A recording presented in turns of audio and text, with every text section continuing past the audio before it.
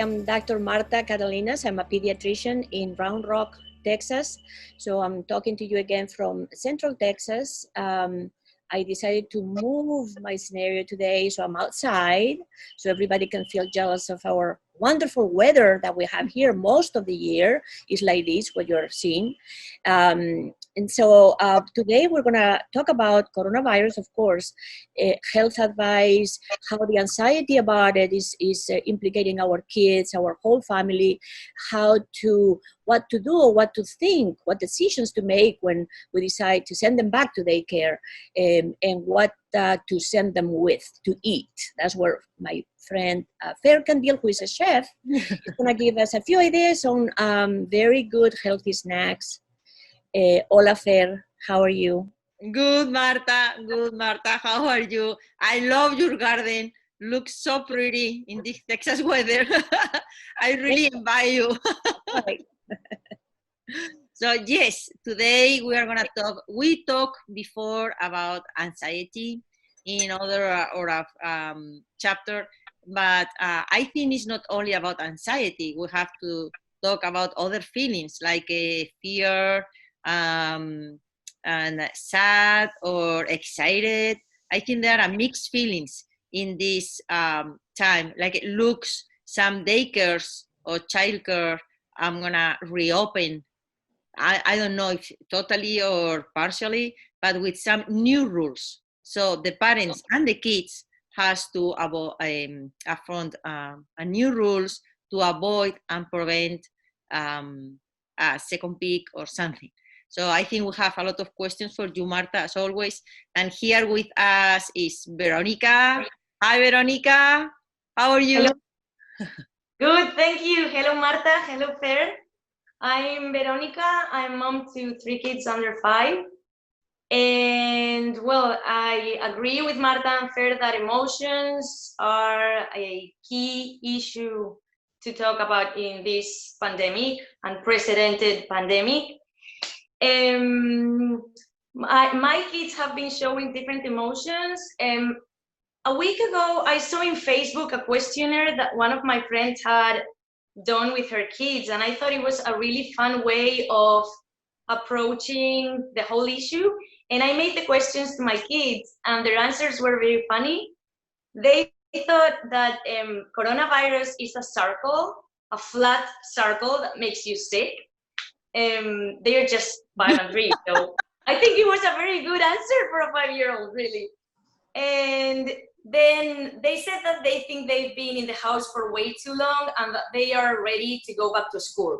The first people that they want to hug is their teachers and their friends. So now that we are in phase 2 and daycares and other childcare facilities are about to open, I want to ask Marta if we should send our kids to those facilities straight away, or if we should maybe wait a couple of weeks to see how they're doing, if there's any cases in our daycare. Does it make a difference, or is it the same? Yeah, that's a very, very good question. And at this moment, I wish, Veronica, I could have a universal answer that can be applied to anybody who's listening to us today.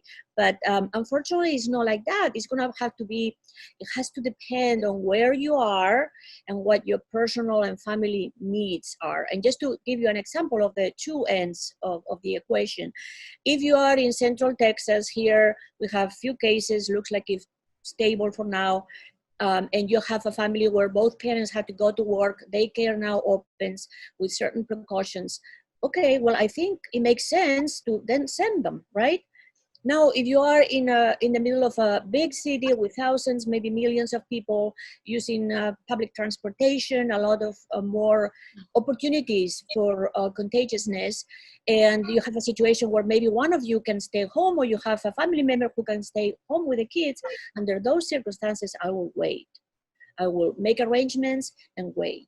Because we don't know. That's the thing with this virus, that we don't know. And I was just recently, a few minutes ago, listening to a video by the World Health Organization, and they were talking about a second peak, not just a second wave, that we think may happen in the fall when the viruses start to come back, the flu, etc. But a second peak of this first wave. And it happens apparently back in 1918 when the epidemic of the flu, the big Spanish flu, it happens where they had a big peak and then people became aware, careful, and then a second one. So we know it could happen. And we don't know if it's going to happen and when. We are learning as we go with this virus. And so if you have to err on the side of caution and you can afford that because your family situation allows it, do it. And that's my general advice. And I take this opportunity also to remind you that flu season is around the corner. Time flies these days. I don't know, I'm thinking about the fall already. But my fear is when the flu comes and we start to overlap, the coronavirus and the flu. And that is going to make the situation worse. So if we have a prevention for the flu, let's take advantage of that. Let's take the flu vaccine as early as possible this year, and then hope for a vaccine for coronavirus coming soon. Wow, that's very interesting. That's a really good thing, Marta. I think the vaccine is really avoid to many other complications. You are true. Yeah, thank you for the advice. We will remember again in one of our chapters. I'll remind you, don't worry, from here to September, I'll keep saying it. I am known to repeat myself when it comes to advice to vaccinate. And we talk here in other chapter about anxiety, and but I think with anxiety there are other feelings who probably affected the kids, and Veronica also can tell us about her experience during this period. But sometimes it's not only anxiety, sometimes it's fear, and sometimes it's nightmares at night. I don't know if it is because every kid at a certain age, like 2, 3, 4 years, has nightmares and it's normal, or do you think in this time of pandemic of the coronavirus, because we are talking a lot in our houses, and they heard all the time, they're listening, the TV, the parents talking about the coronavirus, affecting to these nightmares to be bigger than has to be normal at that age, or what is your opinion about it? Well, Veronica can tell us her experience later also with her little ones, but I had to tell you that night terrors, nightmares, they happen, coronavirus or no coronavirus. I mean, there is a normal phase that many kids, if not all, go through. And there is a difference between the night terrors and the nightmares. Night terrors usually occur during non-REM sleep and at the beginning of the sleeping cycle, maybe within 3 or 4 hours. And it's that delta sleep, that phase 4 of sleep that we talked about when we talked about peeing, nocturnal enuresis. It happens at that time too. So it's a time where the brain takes over. I mean, it just, things can happen. The child may start remembering situations from the day, usually the night terrors. We know that they are somehow related to what they're living during the day, what they are hearing, what their fears are, what their feelings are during the day. So they may express it, and maybe a way for the brain to express that. So it may not be that bad, and they are not that bad because they are usually limited. It happens between ages of 3 and 5, and it happens for a few months or intermittently, and then it goes away. There are night terrors that become really a problem, and that's when they occur every day, when the child is really afraid, wakes up. Those are not common. The common ones are the ones that the child may just get up and start screaming, and even intense enough to wake him up. And then the nightmares, they happen later during the night, the sleeping cycle. And they are just bad dreams, but they both are related to what they fear or they feel during the day. So making sure that at home, we are not constantly talking about coronavirus or the terrible effects of it. I mean, we are going to have to start introducing some other thoughts into the kid's mind. Also depends on the maturity of the child. And Veronica, with your little one, we talked in the past how he's 5, but he may have the brain maturity of an older child. So ignorance is protective. Little ones, they cannot think about the consequences of things. They are blessed. They don't think about it. They are not afraid of anything. If your brain maturity allows you to put 2 and 2 together, then you may start saying, well, if this is so bad, maybe my parents can get sick. Maybe my grandma can get sick. Maybe, and that's where the fear comes. So kids who are neurologically more mature may have more of an issue. I don't know if you experienced that with your other ones, Veronica. We have, it's funny because we don't have a TV in the house and we're not really exposed to the news. And it's not a thing that we speak about in the house very often, but Alvaro, he's my oldest, he's 5. So Alvaro does know that coronavirus is something that it's like more harsh on the elderly, and he still has grandparents, he even has great-grandparents. So he's kind of worried because he knows that this could affect them really badly. So he's been having night terrors. He wakes up, well, he doesn't really wake up. He just screams and sleepwalks. And you can see that he's very scared because he's like shaking his arms and he can't really talk to you and explain what's going on. So yesterday I asked him if he remembered anything and he doesn't, but he spoke to me about a bad dream that has happened before. And I just tried to put his mind at ease, saying that whenever he dreams that, his brain has to tell him that that's not true. And he has to imagine, for example, his sister riding a unicorn and throwing rainbows or something like that.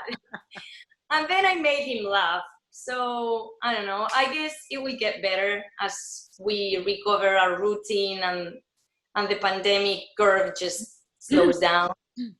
I don't know. I think that's a good explanation that you gave him. That's great. Because it kind of validates his fears. He knows it's a terrible thing. He knows. You cannot take that away. He knows that people he loves are at risk. But you can just normalize it by maybe introducing some fun comments or like what you just say. And just reassuring and say, hey, we're here. You're fine. We are all okay. Everything's going to be okay. So yeah, I think you're handling it great. Thanks. I do my best. I fail a lot too. Motherhood is all about failing, I must say. Exactly. You know, I was a sleepwalker when I was a little, and my dad explained to me what he handled because one of my kids was too a sleepwalker. I don't know if this is genetic or not, but he told me like the way he handled it was just putting some little lights on the outlets in the hallway on the house and close the doors to make me only one way to walk. And it was usually go to the bathroom and back. So he just touched my shoulders, tried to move me to the bath and back and make me like a habit. So all the time I was a sleepwalker during the night. I just go to the bath and back following the lights. Of course, I couldn't remember, but when I told my parents about my kid with that problem, is when my dad started telling me how he handled it with me, and I was so surprised. Like, really, I was a sleepwalker, and my brothers, of course, laughing. Of course you are, and you went to the fridge. You always feel hungry or something like that. But it's just joking.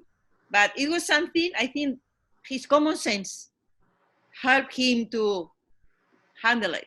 I don't know, it's difficult. Well, I think he did the right thing because one of the main fears is, well, what if these kids start, I don't know, opening windows or yeah, go to the swimming pool.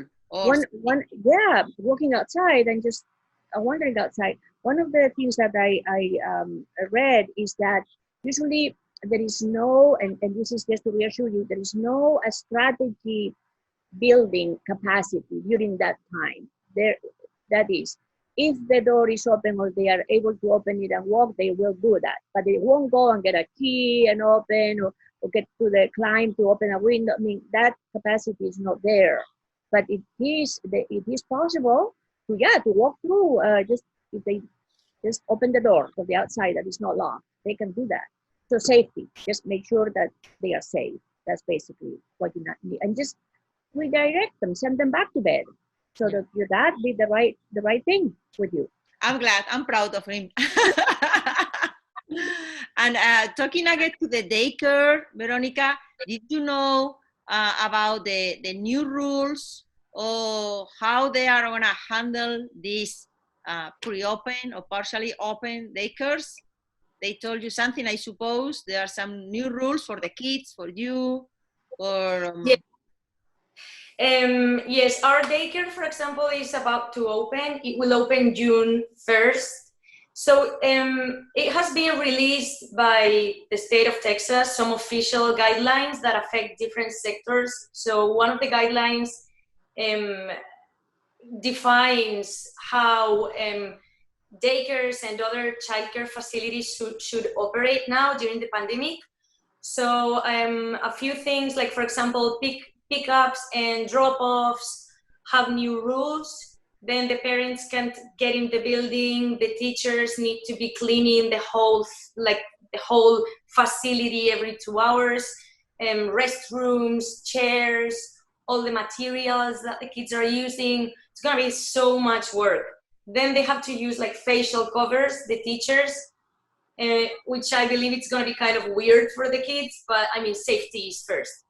And then there is another rule that affects food. And we are here to talk about food. So now this is the most interesting part. I used to make my kids' lunches, and then the school would provide the snacks. Because I feel like kids eat all the time. They make so many tiny intakes through the day. So those snacks were provided by the school, one in the morning and one in the afternoon. And they are not allowed to do this anymore. Now the snacks need to come from home. So I was hoping that maybe you could give us some tips and some ideas on like new interesting snacks that we can make with our kids. Do you have something for us? Yes, I have some ideas of the healthy snack, or at least snacks you made at home and you know what is in. That's the most important thing. I think the most scared of moms who really worry about the healthy food for our kids is look at the ingredients like you did many times and see how many conservatives and artificial flavors and everything on the ingredients. I know talking about snacks is producing Marta something itchy. No, Marta? Yes. So Marta wrote a book who is Step a Diet, and one of the chapters is about snacks and how is a terrible habit to the kids. Because sometimes I heard from Marta, the snacks are used as a pacifier, no? Exactly the same way. So if the kids are crying, give some snack. If the kids are so active and you can watch the show you like at the TV, give some snacks, or at the church or wherever. So the kids really don't have any rest for their stomach and their intestines to work and be ready for a really good food or really good dinner. So careful. I can understand we are here in the States and this is a tradition. The people eat many snacks. Is the way to calm our anxiety sometimes. I remember when I was studying my degree, and the first thing when I was bored studying, I feel starving. Always go to the fridge. I think it's something in the human nature. And you were not sleepwalking. You were not sleepwalking, but you would go to the fridge again. Yes, of course. But today I'm gonna prepare. I'm gonna give you 3 healthy snacks, or 3 snacks that you can prepare at home. The first two are very simple recipe. Okay, if you know the roll-ups, they are like a candy, so it's like a little elastic. So this one is made with just fruit, and I use brown sugar. You can use white sugar if you want, or you can use dates. Like you say, Veronica, is a good idea. So the only thing is just use a blender, put 3 cups of strawberries, some sugar, just taste it if you like more sweet or more acidity, and the pectin from the strawberries are working the rest, because once you have everything like a cream, it's a liquid cream. It's not very, very creamy. So you just cover an oven tray with paper, with wax paper, and put some film on the top. The tricky is you have to switch on the oven and let working overnight, because it's 170 degrees. So don't be worried if you put some film, thinking film in the oven. No, it's a very, very, very, very, it's the lowest temperature usually at the ovens, 170. So put your cream of strawberries and sugar and leave in the oven overnight. In the morning, just use a toothpick to see if it is sticky or not. And let's call and put in a paper and just cut, and you have your candy. Of course, you can coat in with more sugar. It's really a candy, but they are eating fruit at the same time, real fresh food. And I think it's good. Sometimes we have to give them some sugar, other times more salty, but I think it's a good candy made for you. Another thing I like to do with these snacks or lunch at the school is to leave them a little note from you. Or sometimes it's a little heart, just painting on the back or something. But I think it's try to make them so special and so proud of her mom who really prepared something for them. So it's just, I love you, I made this with all my love for you, something. It's just flip the omelette, you know, don't feel ashamed because I'm weird, I bring something from home, like no one eats with like me. No, it's totally the opposite. It's because all the kids make a lot of pressure with some chips and some commercials, and the kids are kids, you know? So you have to make them something so special to feel proud, like, okay, this is what my mom prepared for me, or I cook with my mom, these snacks I really like. The other snack is, I call the little Swiss. So it's just cheese. The texture is similar like yogurt, but it's cheesy flavor. And you make with whipping cream, Jello, strawberry Jello, or whatever flavor you like, lime Jello, mascarpone or Philadelphia cheese, and sugar. And that's all. So you just prepare the gelatin, the Jello, and when it's cold, add the cheese, the whipping cream and sugar, mix well and put in a little containers so they can bring to the school, or you can prepare some ice cream in ice cream shape. So when they came from the school, it's like a treat. It's an ice cream, but you know it's cream and whipping cream. And the last snack is salty, and it's like a cheese crackers. So it's so easy to make it. You are gonna need cheddar cheese, bread flour, butter, egg, milk, just 2 tablespoons of milk, and baking powder, and 1 little spoon of yellow mustard. To me, don't need any salt. You know, I think it's enough with the cheese and the mustard, that's enough cheese. So you have to prepare the dry ingredients to mix the bread with the baking powder, and mix the rest of the ingredients in your blender. Again, make a cream, and this cream just mix with the flour and baking powder, and you have a dough. Keep this dough covered with film in the fridge for 30 minutes, 1 hour, and after that, just like you are making cookies, you know? Yeah, use your rolling pin, make like a 1/2 centimeter thin, and start with the little molds or something you have with rounds, different sizes, made like Gruyere cheese and cut in pieces, you know, like irregular pieces, and cook in the oven for 20 minutes, 360 degrees, and that's all. And they have their cheese crackers in a bag. It's something special. They really love it. And I think they're gonna like it.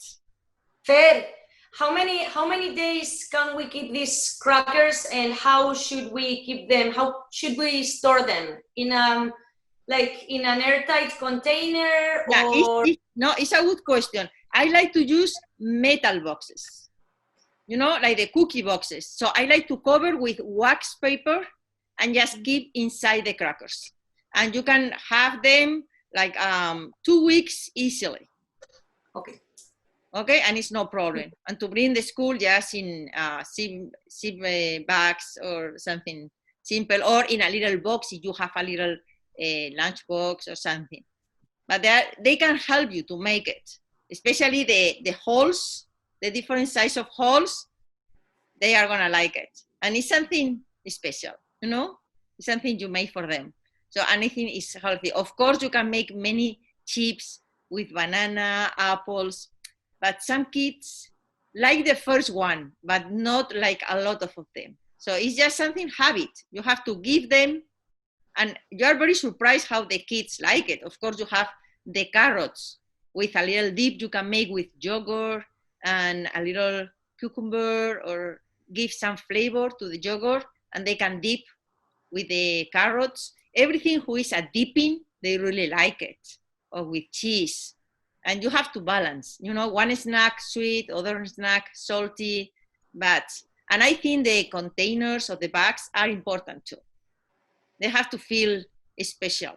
Yeah, those are great ideas there. Very You good. approve these snacks, Marta? As much as I don't like, that is what you described. You know, when we associate eating with emotions, then we have a problem later on when we are adults, right? We can't separate that. But yeah. Again, you know, kids need to take something, and better to be something that you can pronounce. I always tell parents, if you look at those little bags with snacks and you look at the ingredients, if you cannot pronounce it, don't buy it. It's probably, you know, full of chemicals that you don't need. So these are great alternatives, great, natural, homemade, and with love. What else can you ask for? Yeah, that's true. That's the most important thing. Okay, so thank you so much. We are just run out of time. It was great to see you this week. Thank you, Marta, for showing us your garden. It's so beautiful. Yes, it's wonderful. You're invited to come and have some coffee. Maybe we could swap places. You come over to my house for 24 hours, and I go to your house. We can do that, no problem. Oh, okay. Thank you for all the ideas. Thank you so much. No, thank you all of you, and see you next week. See you next week. That's right. Take care.